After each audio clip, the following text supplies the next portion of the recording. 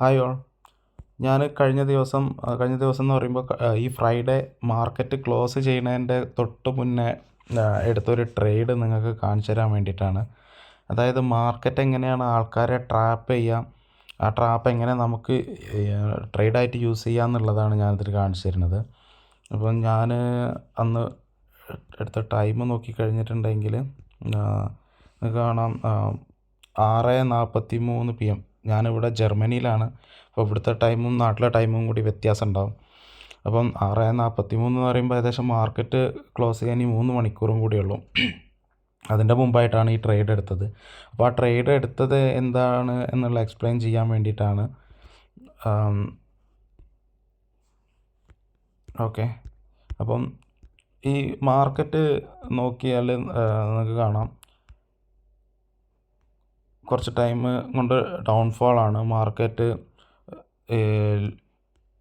Lower ഹൈസും lower ലോസും വീണ്ടും lower loss create ചെയ്തിട്ട് market താഴേക്ക് വന്നുകൊണ്ടിരിക്കുകയാണ്. അപ്പം ഞാൻ ട്രേഡ് എടുക്കുന്നതിൻ്റെ തൊട്ട് മുന്നേ വല്ലാതെ ഒരു ഫോൾ ഉണ്ടായി. ഇതുണ്ടല്ലേ, ഭയങ്കര ഒരു ഫോൾ ഉണ്ടായി മാർക്കറ്റിൽ. അപ്പം ഈ ഫോൾ ഉണ്ടായ ഉടനെ തന്നെ മാർക്കറ്റ് റിക്കവർ ആവാൻ നോക്കുകയാണ്.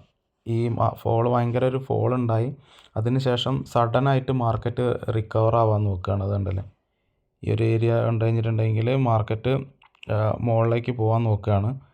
അപ്പം ഇങ്ങനെയുള്ള ഇത്രയും വലിയൊരു ഫോളിന് ശേഷം സഡനായിട്ടൊരു വി ടൈപ്പ് റിക്കവറി മാർക്കറ്റിൽ ഉണ്ടാവില്ല എന്നല്ല, ഉണ്ടാവാൻ ചാൻസ് വളരെ കുറവാണ്. അതായത് ഒരു 10 out of 9 ടൈംസും ഇത് ഉണ്ടാവാറില്ല, ഇങ്ങനെ നടക്കാറില്ല. അത് ട്രാപ്പ് ആവാനാണ് ചാൻസ്.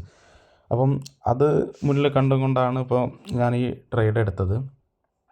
ഇപ്പം നോർമൽ ആൾക്കാർ ചെയ്യാമെന്ന് പറഞ്ഞു കഴിഞ്ഞിട്ടുണ്ടെങ്കിൽ ഇതിൻ്റെ മുന്നിൽ നടന്ന സംഭവങ്ങളെല്ലാം അവർ മറക്കും. മാർക്കറ്റ് താഴേക്കാണ്, ഇത്രയും വലിയൊരു ഫാൾ ഉണ്ടായി, അതിന് ശേഷമാണ് മാർക്കറ്റ് മുകളിലേക്ക് പോകാൻ നോക്കണമെന്നുള്ളതൊന്നും ആൾക്കാർ ശ്രദ്ധിക്കാറില്ല.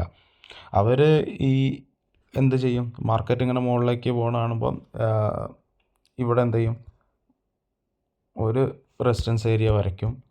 പിന്നെ വേറെ കുറേ ആൾക്കാർ ഇവിടെ ഈ ഏരിയ ഇങ്ങനെ ഒരു ട്രെൻഡ് ലൈൻ വരച്ചിരിക്കും.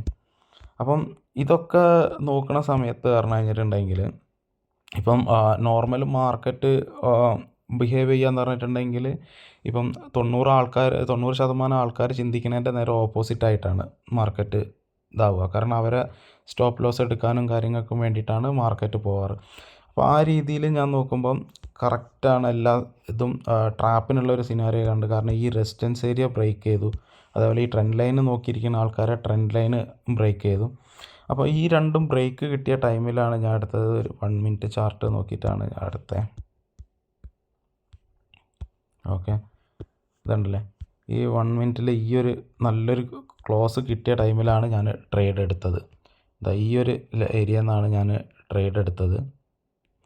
അപ്പം ട്രേഡ് എടുത്ത് ജസ്റ്റ് എൻ്റെ എൻ്റെ ഓപ്പോസിറ്റ് പോയിട്ട് നേരെ ഒന്ന് മാർക്കറ്റ് ഫോളായി, വീണ്ടും തിരിച്ച് കയറി, വീണ്ടും വന്നു, അങ്ങനെ കടിക്കുക ചെയ്തത് മാർക്കറ്റ്.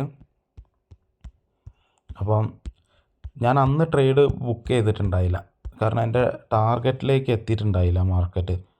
ഇത് കണ്ടില്ല, ഈ ഒരു ലെവലിൽ വെച്ചിട്ട് നിൽക്കുക ചെയ്തത്. അപ്പോൾ ആ ട്രേഡ് ഞാൻ ഹോൾഡ് ചെയ്തിട്ട് ഇന്നലെ മാർക്കറ്റ് ഓപ്പൺ ചെയ്ത അപ്പം തന്നെയാണ് ഞാൻ ക്ലോസ് ചെയ്തത്. അതായത് സൺഡേ ഇവിടുത്തെ 10:05 മാർക്കറ്റ് ഓപ്പൺ ചെയ്യാനായിട്ട്. ഓപ്പൺ ചെയ്ത അപ്പം തന്നെ ഞാൻ ക്ലോസ് ചെയ്തതല്ല, ഞാൻ TP ഇട്ട് വെച്ചിരുന്നു, അത് ഹിറ്റാവുക ചെയ്തത്. അപ്പം ഞാൻ സ്റ്റോപ്പ് ലോസ് വെച്ചത് ഏകദേശം 80 AM, പിന്നെ ടാർഗറ്റ് വെച്ചത് 170 ആയിരുന്നു. ഓക്കെ, ഈ ഒരു ഏരിയയിലായിട്ടാണ് ഞാൻ ടാർഗറ്റ് വെച്ചിട്ടുണ്ടായത്. പക്ഷേ മാർക്കറ്റ് ഓപ്പൺ ആയത് ഗ്യാപ്പ് ഡൗൺ ആയതും കൊണ്ട് ഏകദേശം എനിക്ക്